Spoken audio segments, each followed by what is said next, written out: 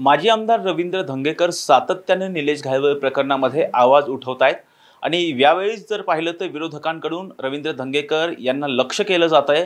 रवींद्र धंगेकर यांचा मुलगा प्रणव रवींद्र धंगेकर याचे सुद्धा फोटो जे गजा मारण्याच्या सोबत आहे ते फोटो सुद्धा व्हायरल करण्यात आले आहेत आणि याच विषयी बोलण्यासाठी रवींद्र धंगेकर यांचे पुत्र प्रणव धंगेकर आपल्या सोबत आहेत।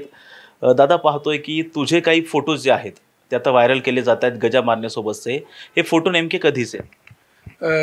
हे फोटो 1-2 वर्षापूर्वीचे आहेत।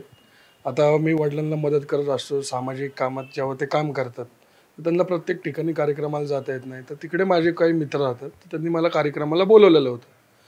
तर बोलवलेलं असताना तर तिकडे काय महाप्रसाद होता, दर्शन घेतलं, महाप्रसाद घेतला। तर ते महाप्रसाद घेऊन झाल्यानंतर ते म्हणले, दादा आपण एक फोटो काढू। तर तिकडे तो फोटो काढलेला आहे। तर आता 4 ते कार्यक्रमाला जात असताना वेगवेगळ्या ठिकाणी 4 वेगळ्या क्षेत्रातले लोक आहेत, 4 वेगळ्या डोक्याचे लोक येतात तिकडे।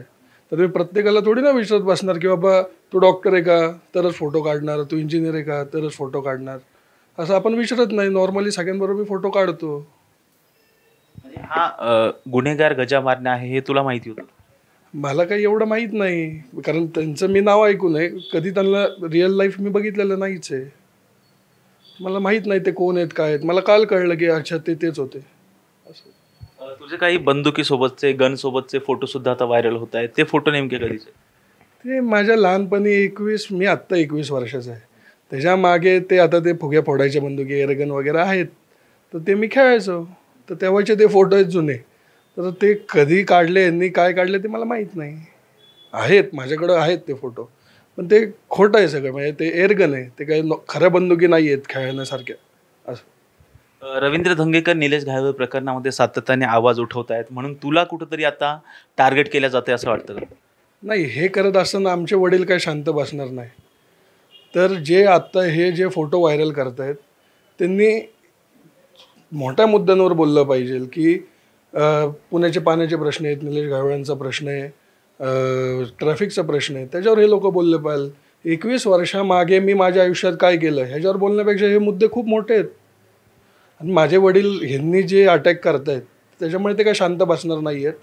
आम्ही हे चालू ठेवणार वडील आमचे। रवींद्र धंगेकर सातत्याने जर पाहिलं तर वारंवार जिथे अन्याय होतो, जर पोर्शे कार अपघात प्रकरण असेल तिथे सुद्धा ते पहिल्यांदा पुढे आल्याचं पाहायला मिळालं होतं। आता निलेश घायवळ प्रकरणामध्ये सुद्धा ते स्वतः पुढे येत आहेत। तुला एकंदरीत काय भावना येतात जेव्हा आपले वडील अशा पद्धतीनं अन्यायाच्या विरोधात लढतात? अन्यायाच्या विरोधात ते नेहमीच लढतात। मला माझ्या खूप मित्रांनी सांगितलं की हे खूप चांगलं चाललं आहे, उद्या ते म्हणले की हे आमच्या घरी येऊ शकतं, दुसऱ्या कोणाच्या घरी येऊ शकतं, गुन्हेगारी, कारण माझ्या कोथरूडमध्ये खूप मित्र राहतात, तर ते म्हणले यांचं ऑलरेडी खूप त्रास आहे आम्हाला, तर काका बोलत आहेत ते चांगलं बोलत आहेत, ह्याच्यावर काहीतरी चांगलं होऊ शकतं काका बोलत आहेत त्यामुळे। बाकी तुझं भविष्यामध्ये तुला राजकारणाकडे येणार आहेस का? आगामी महापालिकेच्या निवडणुका आहेत, त्यामध्ये काही इच्छा आहेत? आता आगामी महापालिकेच्या निवडणूक आहेत, तर मी आत्ता 1-2 वर्ष झालं मी ॲक्टिव्ह झालो आहे, तर आता सगळं थोडं अंदाज घेऊन आपण ठरवू की लढवायची का नाही लढवायची, पण लढवू असं वाटतंय, लढवावी अशी वाटतंय। तयारी सुरू केली? हळूहळू चालू केली तयारी, लोकांना भेटतोय, बोलतोय, आणि नॉर्मली ऑफिसला असतो, लोकांची कामं करत असतो, मग त्याच्यामुळं वाटतं की करावं। अर्थात हे होते रवींद्र धंगेकर यांचे चिरंजीव प्रणव रवींद्र धंगेकर, जे गजा मारण्यासोबतचे जे फोटो आहेत त्यावेळेस मला माहिती नव्हतं की तो गजा मारनेच आहे। आम्ही सहज फोटो काढलेले होते, मित्रांनी सांगितलं आणि आम्ही फोटो काढले। कोणत्याही क्षेत्रात, राजकीय क्षेत्रातली लोक असतील किंवा विविध क्षेत्रातली जी लोक असतील त्याच्यासोबत आपण फोटो काढतो, तशाच पद्धतीने मी फोटो काढले। तो गजा मारणे होता हे मला माहिती नव्हतं असं प्रणव धंगेकर यांनी सांगितलेलं आहे। व्हिडिओ जर्नलिस्ट निलेश लोहारसह राजरत्न जोंधळे, टॉप न्यूज मराठी, पुणे।